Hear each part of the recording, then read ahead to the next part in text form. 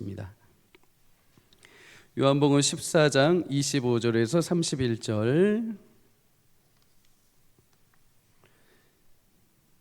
우리 하나님 말씀 저와 성도님들 함께 합독하여 읽도록 하겠습니다. 시작. 내가 아직 너희와 함께 있어서 이 말을 너희에게 하였거니와 보혜사 곧 아버지께서 내 이름으로 보내실 성령 그가 너희에게 모든 것을 가르치고 내가 너희에게 말한 모든 것을 생각나게 하리라. 평안을 너희에게 끼치노니 곧 나의 평안을 너희에게 주노라. 내가 너희에게 주는 것은 세상에 주는 것과 같이 아니하니라. 너희는 마음에 근심하지도 말고 두려워하지도 말라. 내가 갔다가 너희에게 온다 하는 말을 너희가 들었나니 나를 사랑하였더라면 내가 아버지께로 감을 기뻐하였으리라. 아버지는 나보다 크심이라. 이제 일이 일어나기 전에 너희에게 말한 것은 일이 일어날 때에 너희로 믿게 하려 함이라. 이후에는 내가 너희와 말을 많이 하지 아니하리니 이 세상의 임금이 오겠음이라. 그러나 그는 내게 관계할 것이 없으니 오직 내가 아버지를 사랑하는 것과 아버지께서 명하신 대로 행하신 것을 세상이 알게 하려 함이로라. 일어나라 여기를 떠나자 하시니라. 아멘. 오늘 본문을 가지고 두려움 없는 성도의 비밀이란 제목으로 말씀을 함께 나누도록 하겠습니다. 세상에는 우리를 두렵게 하는 것들이 많습니다. 예기치 않게 찾아오는 사건 사고들, 또 물질적인 어려움, 건강에 대한 염려, 미래에 대한 암울한 현실들, 모든 것이 두렵고 불안하기만 하죠. 성경도 우리 인생에 이 두려움이 많다는 사실을 알고 있습니다. 그래서 하나님은 성경에 우리에게 두려워하지 말라라는 이 단어를 365번 정도를 기록해 놓으셨습니다. 1년은 365일이죠. 매일같이 찾아오는 그 두려움 가운데 두려움하지 말라, 염려하지 말라라고 말씀해 주시는 것과 같은 것이요.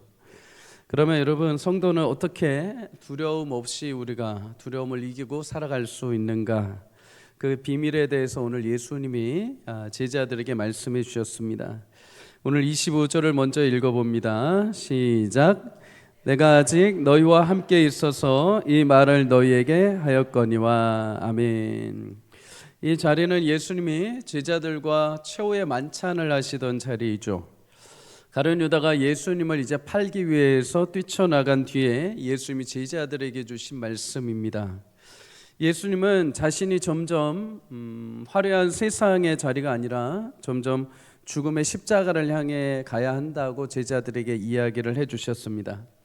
사람들은 누구나 다 화려한 자리를 향해 가고 싶어 합니다. 남들이 그럴듯하게 인정해 주는 자리, 높은 자리에 가고 싶어 하죠. 그런데 예수님은 오히려 자신이 이름 없는 자리로 향해 가야 한다라고 말씀을 하십니다. 옆에 있던 제자들은 이것이 이해가 되지 않죠. 예수님 시간이 되면 계속해서 세상에 드러나셔야 되는데, 그래서 영광스러운 자리에 세워지셔야 자기들도 기쁜 거죠. 그러지 않습니까? 여러분, 내 친한 친구나 나의 자식들이 조금 이렇게 좋은 자리, 영광스러운 자리, 매스컴에 타는 자리에 가면 그럼 괜히 나도 뿌듯해지죠. 나도 그와 연결되어 있기 때문이죠.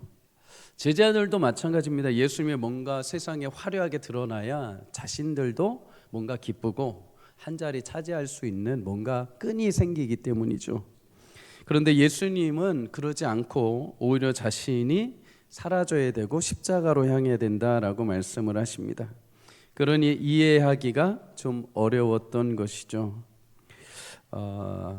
예수님은 그럼에도 끝까지 내가 가야 한다라고 말씀하십니다. 그러면서 이렇게 말씀하죠. 내가 아직 너희와 함께 있어 이 말을 너희에게 여러 번 하였다.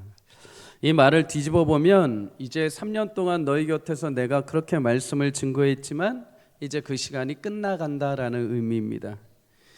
실제로 예수님이 십자가에 못 박히심으로 제자들은 이제 예수님의 가르치심을 더 이상 받지 못합니다. 이제 끝이 나게 되죠.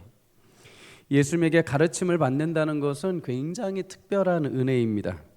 그 말씀이 얼마나 오묘하고 또 얼마나 귀하고 얼마나 꿀송이와 같이 단지 마리아라는 여인은 예수님 발치에 앉아서 그 말씀에 흠뻑 빠져서 예수님 말씀만 사모하여 들었죠. 귀하신 주님이 오늘 나에게 오셔서 말씀을 가르쳐 주신다면 얼마나 가슴 벅차고 얼마나 뛰는 일이겠습니까? 더 이상 방황할 필요도 없고 더 이상 의심할 필요도 없고 더 이상 그 말씀만 딱 붙들면 됩니다. 예수님 말씀은 진리이시기 때문입니다. 사랑하는 여러분, 히브리서 4장 12절은 말씀합니다. 예수님 말씀, 하나님의 말씀은 살아있고 활력이 있다. 여러분, 주의 말씀은 살아계십니다. 우리가 성경을 1독하든 10독하든 100독하든 매번 읽으면서 우리의 마음의 심령을 새롭게 하는 이유는 그의 말씀이 살아계시기 때문입니다. 어제의 은혜로 우리는 사는 자들이 아닙니다. 오늘의 새로운 은혜로 하나님이 말씀 가운데 찾아오십니다. 예레미야 예가 3장 23절에 고백하는 것처럼 주의 은혜는 매일 아침마다 우리를 새롭게 하십니다. 예수님 말씀은 강력한 우리의 영적인 무기입니다. 우리 영혼의 양식입니다. 그래서 우리 삶의 모든 두려움을 물리치십니다. 여러분, 말씀을 사모하는 은혜가 있기를 주의 이름으로 축복합니다. 말씀을 멀리하는 것은 내가 밥을 멀리하는 것과 같습니다. 내 영혼이 시름시름 앓고 있을 때 여러분, 가장 먼저 해야 될 것은 영혼에 밥을 주는 것입니다. 건강하기 위해서, 면역력이 있기 위해서는 먼저 밥을 잘 먹어야 됩니다. 잘 먹고 음식 영양분을 섭취해야 됩니다. 우리 영혼도 마찬가지입니다. 내 영혼이 강건하기 위해서는 하나님의 주신 말씀을 먹어야 됩니다. 말씀이 가까이 하며 그 영적인 은혜를 누릴 수 있기를 주의 이름으로 축복합니다. 매일 예수님 곁에서 말씀을 누리던 제자들, 이제 주님이 떠나신다고 하니 그 말씀을 가르쳐 줄 수 없는 현실이 찾아오니 제자들 마음이 얼마나 두려웠겠습니까? 늘 옆에 계셨는데 갑자기 계시지 않는다고 하니까 근심과 두려움이 찾아올 수밖에 없죠. 그런 제자들에게 예수님이 두려워하지 말고 염려하지 말라고 하시면서 그 비밀을 알려주십니다. 오늘 26절을 함께 읽습니다. 시작. 보혜사 곧 아버지께서 내 이름으로 보내실 성령, 그가 너희에게 모든 것을 가르쳐 내가 너희에게 말한 모든 것을 생각나게 하리라. 아멘. 볼륨 전체적으로 조금만 더 올려주세요. 예수님은 십자가에서 죽으시고 부활 승천하시는 대신에 아버지 하나님께서 보혜사를 보내주신다라고 약속하십니다. 보혜사라는 뜻은 나를 인도하시는 분, 변호하시는 분, 곁에 같이 계시는 분이라는 뜻입니다. 이분이 곧 성령이시죠. 성령. 기독교 역사가 2000년 동안 흘러오면서 교회가 그렇게 많은 핍박과 많은 고난 속에서도 교회가 성장하고 교회가 자리하고 교회가 역사의 중심에 설 수 있었던 것은 성령의 역사하심입니다. 성령의 역사. 그런데 적지 않은 사람들이 성령을 잘 모릅니다. 그리고 성령을 외면합니다. 성령을 무시합니다. 그리스도인이 되었지만 육적인 그리스도인이 있죠. 참된 영적인 그리스도인이 아닌 거죠. 그러나 저는 여러분이 성령을 믿고 인격적으로 그 성령을 체험할 수 있기를 주의 이름으로 축복합니다. 성령은 육적인 그리스도인을 영적인 그리스도인으로 바꿔주십니다. 성령 안에서 신앙생활할 때 말씀이 실제가 되고 그것이 경험되기 시작을 합니다. 성질 내고 말 많던 사람이 성령의 임재와 은혜를 체험하면 순환이 양같이 바뀝니다. 세상 속에서 내 혈기와 흥분하고 싸우던 사람이 성령을 받으면 그리스도 예수 안에서 참된 변화가 일어나기 시작을 합니다. 성령의 열매가 그 안에서 자라기 때문이죠. 여러분, 성령은 어떤 분이신가? 성령은 예수를 믿는 자들에게 임하시는 인격적인 분이심을 믿으시기를 바랍니다. 예수님은 하나님 아버지께서 내 이름으로 보내주신다 이렇게 말씀하십니다. 예수님의 이름으로 보내신다는 것은 예수님의 권위와 예수님의 능력으로 똑같으신 분이라는 거죠. 성령님이라고 하면 어떤 신비한 능력으로 우리는 오해하기도 합니다. 신비한 능력이 아니라 성령이 임하실 때 내게 나타나는 성령의 능력인 것이죠. 근데 우리는 이것을 오해해서 뭔가 신비한 어떤 현상, 어떤 쓰러지는 거 이런 것들로 성령님을 오해하기도 합니다. 사도행전 8장에 보면 마술사 시몬이라는 자가 등장합니다. 그가 예수님을 믿고 세례까지 받게 됩니다. 우리말로 하면 성도가 된 것이죠. 그런데 제자들이 예수님의 이름으로 놀라운 치료의 권능과 가르침의 역사를 통해 수많은 사람들이 제자가 되는 모습을 보게 됩니다. 근데 그것은 제자들의 능력이 아니라 제자들의 입술에서 나오는 그 예수님의 말씀을 통해서 성령께서 역사하신 거죠. 그래서 우리가 사도행전의 수많은 역사들은 사도행전이기도 하지만 성령께서 일하시고 성령께서 교회를 세우셨다 하여서 우리는 성령행전이라고도 이야기를 합니다. 그런데 이 시몬이 딱 그 모습을 보고 감탄하면서 어떤 마음이 드냐면 나도 저 능력을 가지고 싶다라는 것입니다. 나도 제자들이 하는 저 능력, 제자들이 치유하는 저 능력, 제자들이 말 한 번 할 때 수많은 사람들이 돌아온 그 능력을 갖고 싶어서 시몬이 어떻게 하냐면 돈을 줍니다. 돈을 주고 나한테 팔아라는 거죠. 그 능력을. 성령의 능력을 오해한 것입니다. 요한복음 14장 16절에 예수님은 성령을 가리켜서 하나님이 보내시는 분, 다른 보혜사, 영원히 함께 하실 분이라고 말씀합니다. 인격적인 분이라는 것을 드러내신 거죠. 우리의 첫 번째 보혜사는 예수 그리스도이십니다. 그리고 하나님이 두 번째로 보내주시는 보혜사가 성령님이십니다. 예수님은 제자들과 함께 계셨지만 육체를 입고 계셨죠. 그래서 각 사람의 마음에 들어가신 게 아니라 거하시면서 함께 교제하시며 그 안에 계셨습니다. 그러나 성령님은 예수님과 달리 영으로 이제 모든 이들의 심령 가운데 각 개인 가운데 임재하시는 분입니다. 그래서 요한복음 16장 7절에 예수님은 자신이 떠나는 것이 너희에게 유익하다라고 말씀하십니다. 예수님이 하나님과 동등하신 분이지만 육신을 입고 계시기에 각 사람의 마음 가운데 들어가지 못하시는 겁니다. 그러나 예수님 부활 승천하시면 예수님과 동등하신 성령께서 이제 각 사람의 심령 가운데 장소에 제한 없이 함께 하시는 줄 믿습니다. 그래서 우리에게 유익한 거죠. 성령님이 예수님과 함께 인격을 가지셨다라는 것은 인생의 고통과 감정과 두려움과 염려와 낙심을 모두 이해하실 수 있는 분이라는 겁니다. 우리를 위로하고 격려하기 위해서는 인격적인 만남과 소통이 필요합니다. 단순히 그냥 어떤 신비적인 신이라면 여러분과 저의 마음을 어떻게 이해할 수 있습니까? 신적인 차원에 계신 분이 어떻게 지극히 낮은 인간의 마음을 세세하게 돌볼 수 있겠습니까? 인격이라는 것은 나의 마음을 알고 내가 토로할 때 나의 음성과 나의 신음하는 소리를 다 듣고 이해할 수 있는 분이라는 거죠. 그런데 여러분 단순히 그냥 이해만 할 수 있는 분이 되면 안 되죠. 충분히 위로하시고 그것을 치료하시고 회복하시고 일으킬 만한 신적인 능력이 있는 분이 성령님이십니다. 무엇보다도 그렇게 이해하시고 들으심과 동시에 우리를 일으키실 수 있는 능력과 힘이 있으심과 동시에 절대 떠나지 않으시는 분. 떠나지 않는다는 건 끝까지 책임을 지신다는 거죠. 그분이 바로 성령이십니다. 성령님은 그렇게 하나님과 같이 예수님과 같은 인격을 가지신 분으로 우리와 함께 하십니다. 그럼 성령은 어떻게 임하시는가? 에베소 1장 13절을 함께 읽습니다. 시작. 그 안에서 너희도 진리의 말씀 곧 너희의 구원의 복음을 듣고 그 안에서 또한 믿어 약속의 성령으로 인침을 받았다. 아멘. 여러분 당시 개인에게 속한 사람이나 물건에게는 보증으로 도장을 찍거나 아니면 개인이 사인을 했습니다. 인을 치는 거죠.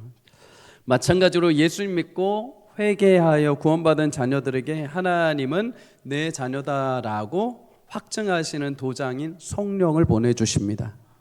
그래서 로마서 8장 9절에 그리스도의 영 곧 성령이 우리 가운데 계시면 그리스도의 사람이요 성령이 그 안에 계시지 않으면 그리스도의 사람이 아니다라고 말씀을 하십니다. 그러면 여러분 성령이 구체적으로 우리 가운데 임하셔서 어떤 일을 행하시는가? 오늘 성경이 말씀하십니다. 첫째는 성령은 우리를 가르치시는 분이십니다. 예수님은 성령께서 모든 것을 가르치신다 이렇게 말합니다. 모든 것을. 모든 것이란 이 수식어에 우리가 집중을 해봐야 됩니다. 여러분, 성령은 진리의 영이십니다. 한마디로 특정한 한 가지만 주특기가 있으신 것이 아니라 인생의 모든 것을 다 알려주실 수 있는 전 과목의 과외교사와 같으신 분인 거죠.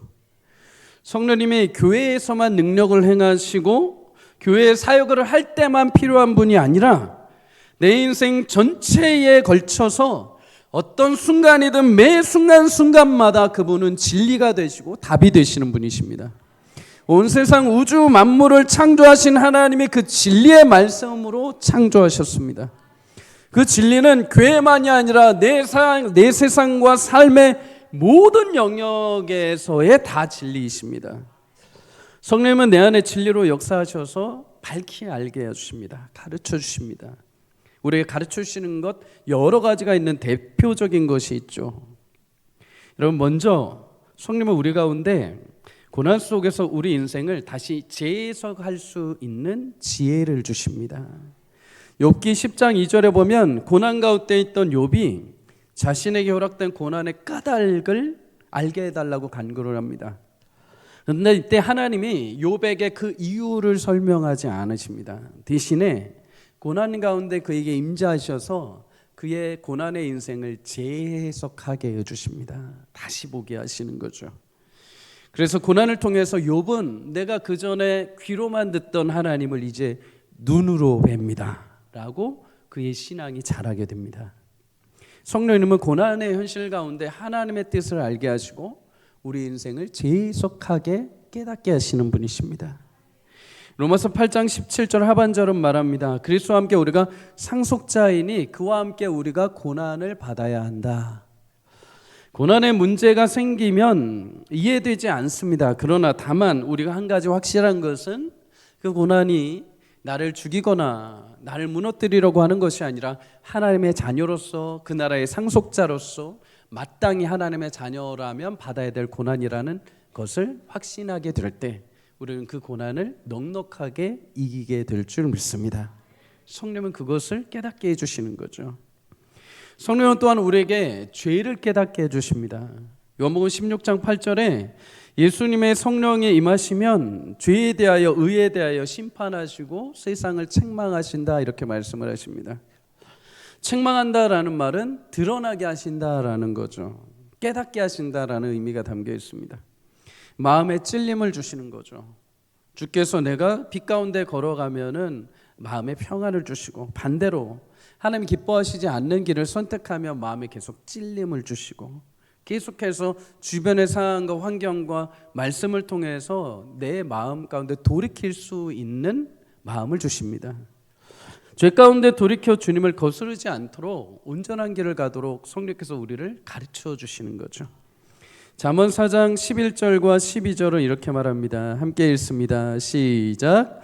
내가 지혜로운 길로 내게 가르쳤으며 정직한 길로 너를 인도하였은즉 다닐 때에 내 걸음이 곤고하지 아니하겠고 달려갈 때에 실족하지 아니하리라. 아멘. 사랑하는 여러분, 성령께서 여러분에게 지혜의 길을 가르쳐 주시고 또 생명의 길로 인도하시는 은혜가 있기를 주의 이름으로 축복합니다. 성령은 죄의 길에 치우치지 않도록 지혜의 길로 여러분을 인도하시는 분이십니다. 요즘 내비게이션 없는 차량이 없죠. 옛날에 아버지 세대를 보면 차량에 항상 전국 지도, 항상 책자가 하나씩 꼭 꼽혀 있었습니다. 지도를 찾아가면서 길을 외워가면서. 근데 이제는 그럴 필요가 없죠. 내 안에 내비게이션 여인이 다 얘기를 해줍니다. 어디를 가는지, 어디로 가야 할지를 다 알려줍니다. 그런데 이 내비게이션이 때로는 돌리기도 합니다. 때로는 가까운 길이라고 해서 갔는데 더 막히기도 합니다. 더 좁기도 합니다. 그러나 여러분, 우리 인생의 내비게이션이신 성령은 우리를 빠른 길, 좋은 길, 넓은 길이 아니라 가장 정확하고 유익한 길로 인도하시는 분이십니다. 요한복음 16장 33절에 예수님은 진리의 성령이 너희를 모든 진리 가운데로 인도하실 것이다 라고 말씀합니다. 진리로 살아가는 길. 여러분, 다른 어떤 것보다도 이것이 진리라면, 내가 여기를 갔는데 이것이 내게 실패가 오고 이것이 내게 낙담이 오고 이것이 내게 혹시라도 돌아가야 되는 순간이 온다 하더라도 이것이 진리라고 한다면 우리는 그 길을 따를 수 있는 용기가 있는 거죠. 확신이 생기게 되는 것이죠. 성령은 그렇게 우리를 후회하지 않는 가장 진리, 합당한 길로 인도하시는 분이십니다. 여러분, 성령의 인도하심을 따라가는 복된 인생이 되시기를 주의 이름으로 축복합니다. 성령 어떤 막힘 가운데서도 여러분들에게 갈 길을 알리시고 인도하시고 죄 가운데 빠지지 않고 우리 가운데 선한 주의 길을 인도하시는 분이심을 믿습니다. 두 번째로 성령은 우리에게 말씀을 생각나게 하십니다. 26절에 말씀합니다. 내가 너에게 말한 모든 것을 생각나게 하리라. 생각나게 한다는 것은 기억나게 하신다는 의미도 있고 동시에 말씀의 의미를 깨닫게 하신다는 의미입니다.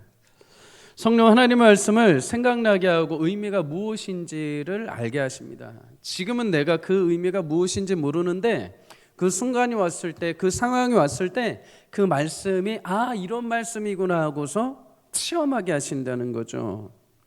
사실 우리는 하나님의 그 뜻을 다 알 수가 없습니다. 지금 상황에서 하나님이 그 말씀의 의미, 하나님이 지금 내게 주신 현실을 다 사실 이해할 수가 없습니다. 이사야 55장 8절에 보면 하나님은 우리 생각과 다르고 우리의 길과 하나님이 생각하신 길이 완전히 다르다라고 말씀하십니다. 내가 이만큼 생각해서 이 생각이신가 라고 했을 때 하나님은 저 생각하시고 이 길이겠다 생각했는데 하나님은 저 길이다 라고 말씀하실 때가 있다는 거죠. 그런데 이 놀라운 하나님의 깊고 넓으신 차원의 이 뜻을 누구만 알 수 있는가? 고린도전서 2장 10절에 성령은 모든 것 곧 하나님의 깊으신 것까지 통달하시느니라 라고 말씀하십니다.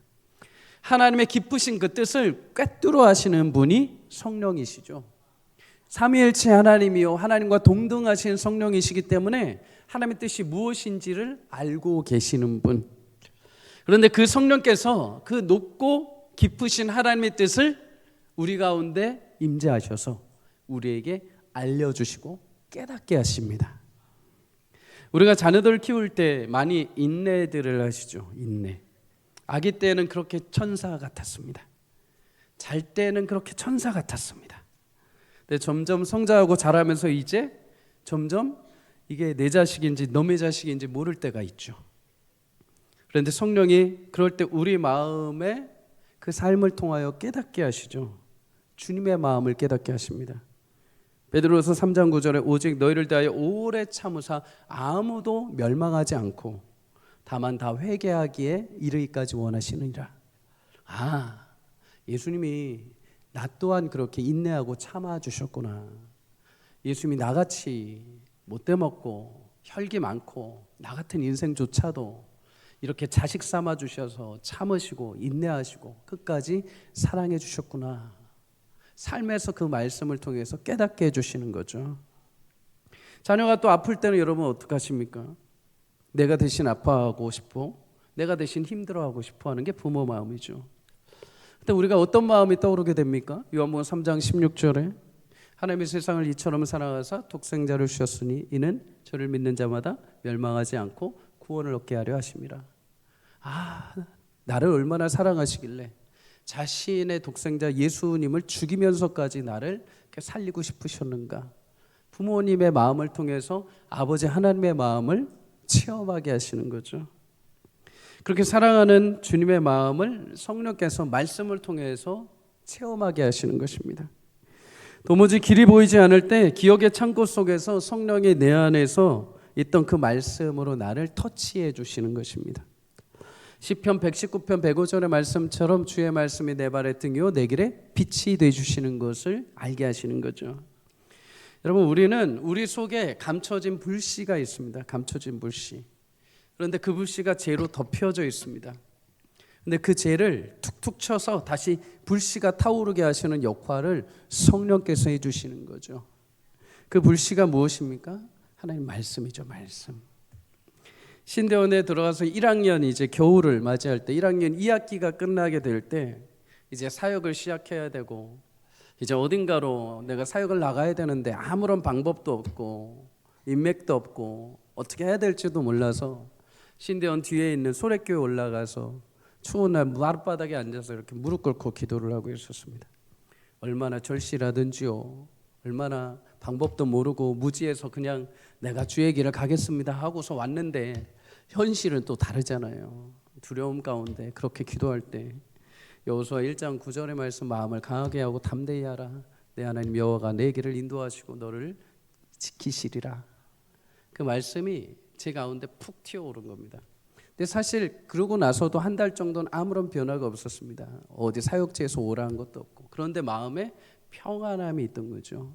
딱 하나, 이유는 그날 그 밤에 제게 주신 말씀, 그 말씀이 하나님 내게 허락하신 말씀이라는 확신이 있었기 때문입니다.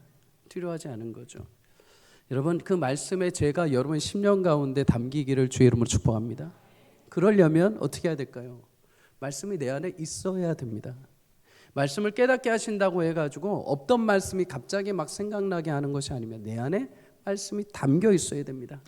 내가 어려서부터 듣던 말씀이든 내가 암송학교를 해서 외운 말씀이든 말씀이 내 안에 있어야죠. 내 안에 죄가 있어야죠. 내 안에 불씨가 있어야죠.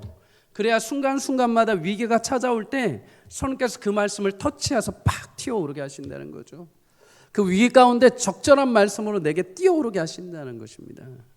사랑하는 여러분, 303 말씀 암송학교는 하나의 프로그램이 절대 아닙니다. 여러분 영혼을 살리는 하나님의 말씀이 되는 줄 믿습니다. 암송이라고 해서 부담 갖지 마십시오. 그냥 읽으십시오. 읽으시다 보면 그 말씀이 내 안에서 살아 운동력 있어 좌우의 날선검과 같이 예리하게 내 심령 가운데 파고와서 내 안에 불씨로 자라 계실 것입니다. 그리고 그 불씨를 내가 담아 놓으면 내가 인생을 살다가 어느 순간이 되면 내가 위기 가운데 있고 두려움과 염려 가운데 처할 때 성령께서 그 마음을 터치해 주십니다.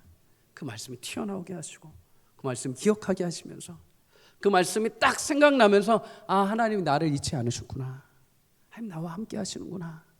그러면서 우리 신앙의 의미와 기쁨을 알게 되는 것이죠. 사랑하는 여러분, 성령께서 주의 말씀으로 여러분 가운데 그 불씨를 태워주시기를 주의 이름으로 축복합니다. 그 불씨를 가진 자만이 성령께서 깨닫게 해주시는 것이죠.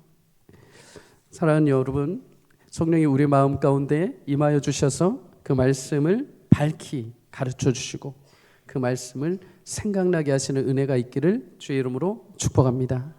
세 번째로 그리스도를 따른 자에게 성령은 평안을 주십니다. 평안. 27절을 다 같이 읽습니다. 시작. 평안을 너에게 끼치노니 곧 나의 평안을 너에게 주노라. 내가 너에게 주는 것은 세상에 주는 것과 같이 아니하리라. 너희는 마음에 근심하지도 말고 두려워하지도 말라. 아멘. 예수님은 새로운 평안을 만들어 주시는 것이 아니라 나의 평안을 너에게 준다라고 말씀하십니다. 내 평안을 준다. 여러분, 예수님에게 있는 평안, 예수님이 이 땅에 사역을 하시는 동안에도 많은 고난과 핍박이 있었습니다. 그런데 예수님 흔들리지 않고 그 모든 사명을 감당하실 수 있었죠. 그 이유는 예수님만 가지고 있는 평안이 있었기 때문입니다. 평안. 그런데 예수님이 그 평안을 이제 어떻게 하신다고요? 너에게 준다라고 말씀하십니다. 예수님의 평안의 특징이 있습니다. 특징. 하나님과 친밀함에서 오는 평안입니다. 하나님과 친밀함에서. 요한복음 10장 30절에 보면 예수님은 아버지와 나는 하나이다라고 말씀하십니다. 친밀함이 있다는 것은 의심 없이 신뢰한다는 것이죠. 예수님이 이 땅에서 십자가에 오르시는 그 순간까지 많은 핍박과 고난과 의심이 있었습니다. 그럼에도 예수님 그런 시험에 흔들리지 않은 것은 하나님과 친밀함 속에서 오는 관계에서 오는 확신이었죠. 신실하신 하나님, 구원의 완성을 이루시는 하나님, 내가 십자가에서 죽어도 나를 일으키실 하나님에 대한 신뢰와 확신. 또 하나, 예수님의 평안 가운데 확신 특징은 환경에 매이지 않는 평안입니다. 예수님 둘러싸인 수많은 그 환경에 예수님을 요동치 않게 했습니다. 끝까지 하나님이 주권을 잡으시고 하나님이 승리하실 것을 예수님은 알고 계셨기 때문이죠. 여러분, 세상의 평안은 조금 다릅니다. 세상은 불완전합니다. 세상의 평안은 아주 잠시적입니다. 세상의 평안은 제한적이죠. 그러나 예수님이 주시는 평안은 영원하십니다. 예수님이 주시는 평안은 완전하십니다. 예수님이 주시는 평안은 우리에게 아주 합당하십니다. 하늘로부터 주시는 것이죠. 평안이라는 이 단어는 우리가 흔히 말하는 히브리어로 샬롬이라고도 합니다. 헬라어로 에이레네라고 하죠. 대가를 지불한다라는 것입니다. 예수님이 그의 십자가에서 지불하신 그 영광스러운 그 은혜를 우리 가운데 평안의 선물로 베풀어 주셨습니다. 이 평안은 확실함 가운데 우리를 붙들어 주십니다. 여러분, 세상에 만약 이런 평안을 줄 수 있다면 여러분들은 아마 수많은 물질을 들여서라도 지불했을 것입니다. 그러나 이 평안은 세상이 줄 수 있는 것이 아니라 오직 예수님을 믿는 하나님의 자녀들에게만 성령을 통해 역사하시는 예수님의 평안인 줄 믿습니다. 이 평안은 누구도 빼앗을 수 없습니다.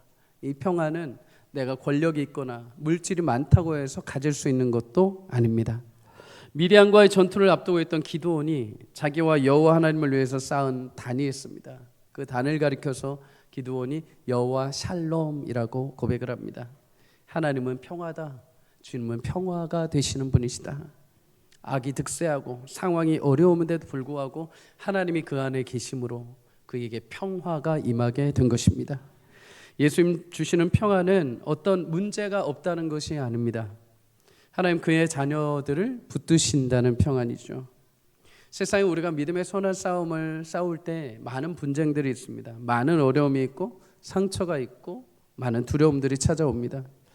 그러나 많은 어려움도 예수님의 길을 막거나 방해하지 못했습니다. 오히려 예수님은 그 어려운 가운데 하늘로부터 보시는 그 평안의 마음을 붙들고 끝까지 십자가의 길을 완성하셨습니다. 사도행전 12장에 보면 베드로가 옥에 갇힌 날이 있었습니다. 이제 내일 사형 집행이 진행이 됩니다. 근데 베드로가 그 밤에 어떻게 했을까요? 잠이 들어 있습니다. 편안하게. 얼마나 잠이 들었는지 천사가 와서 옥문을 열어도 모를 정도입니다. 천사가 툭툭 쳐가지고 이제 일어나지 할 정도로 베드로가 잠에 들었습니다. 시편 127편 2절에 여호와께서 그의 사랑하시는 자에게 잠을 주시는도다. 수많은 위협과 칼이 있음에도 불구하고 예수님의 생명의 부활이 함께 하심으로 예수님이 주시는 평안으로 그가 잠을 이룰 수 있던 거죠. 사도행전 16장에도 감옥에 갇힌 바울과 실라가 한밤중에 기도하며 찬양을 합니다. 그 이유는 하나님이 주신 평강이 있었기 때문이죠. 감옥의 현실 속에서도 하나님이 허락하신 평강을 빼앗기지 않았습니다. 외적인 환경이 좌우되지 않았습니다. 내적으로 주시는 성령의 평강이 그들을 붙드시고 그들의 외적인 현실을 이길 수 있게 하신 거죠. 여러분, 이 평안이 여러분 가운데 임하기를 주의 이름으로 간절히 축복합니다. 예수님 그 평안 가운데 우리를 임하게 하시기 위해서 성령을 보내주셨습니다. 예수님은 그 영광에 보내신 뜻을 완성하시면서까지 우리에게 주시고자 한 것, 그 귀하신 성평강의 은혜, 성령의 은혜가 여러분 심령 가운데 임하기를 주의 이름으로 축복합니다. 이브리서 12장 2절에 믿음의 주에 온전케 하시는 이인 예수를 바라보자 이렇게 말을 합니다. 하나님의 뜻을 이루기 위해서 자신의 모든 것을 내어주신 예수님, 그 예수님은 자신의 모든 것을 이루기 위해 하나님이 주신 약속의 평강을 붙들고 승리하셨습니다. 여러분, 우리도 세상을 살면서 여러 가지 시험과 환난과 곤고함이 찾아올 때가 있습니다. 아픔도 상처도 때로 찾아올 때가 있습니다.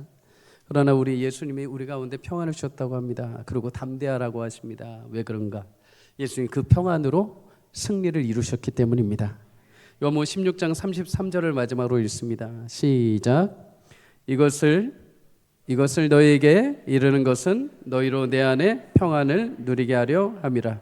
세상에서 너희가 환난을 당하나 담대하라. 내가 세상을 이겼노라. 아멘. 예수님의 평안으로 인도하시는 성령을 통하여 우리는 세상의 승리를 얻게 될 줄 믿습니다. 예수님은 마지막에 이렇게 말씀하십니다. 30절에 세상의 임금이 곧 올 것이다. 세상의 임금이라는 것은 사단을 가리켜 말하죠.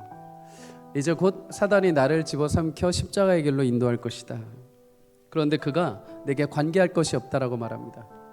겉으로 보기에는 사단이 참소해서 예수님을 십자가에 매다는 것처럼 보일지 모르지만 예수님은 그 어떤 죄도 사단의 어떤 고소해도 당하실 일이 없습니다. 선하신 분이요, 완전하신 분이요, 하나님의 신실하신 자녀이십니다. 오히려 예수님은 사단 때문에 무너진 것이 아니라 하나님의 신실한 약속, 31절에 말씀하신 것처럼 사랑하는 그 아버지의 명하신 대로 십자가에 오르셨습니다. 그렇게 오르실 수 있었던 것, 하나님이 함께 하신 평강이 예수님의 마음을 붙잡아 주셨기 때문인 줄 믿습니다. 사랑하는 여러분, 예수님이 그 십자가 위에서 승리하셨습니다. 그리고 세상을 이기셨습니다. 그리고 이제 그 이기신 그 평안의 능력을 성령으로 여러분과 함께 하시는 줄 믿습니다. 31절 말미에 예수님이 일어나 여기를 떠나자라고 말을 합니다. 일어나자, 이제 다시 부활의 길로 내가 간다. 그러니 함께 가자라고 말씀을 하십니다. 여러분, 주님의 뜻이라면 우리는 가야 합니다. 주님이 명하신다면 가야 합니다. 순종하여 갈 때 성령께서 예수님을 붙드시고 부활의 능력으로 임하셨던 것처럼 여러분을 붙드시고 여러분에게 가야 할 길을 밝히시고 그 뜻을 알게 하시고 평안의 길로 인도하실 줄 믿습니다. 한 주 동안에도 주님과 함께 일어나 걸어 여러분에게 허락하신 귀한 복된 구원의 삶을 성령과 동행하며 살아가는 귀한 축복이 있기를 주의 이름으로 간절히 소망합니다.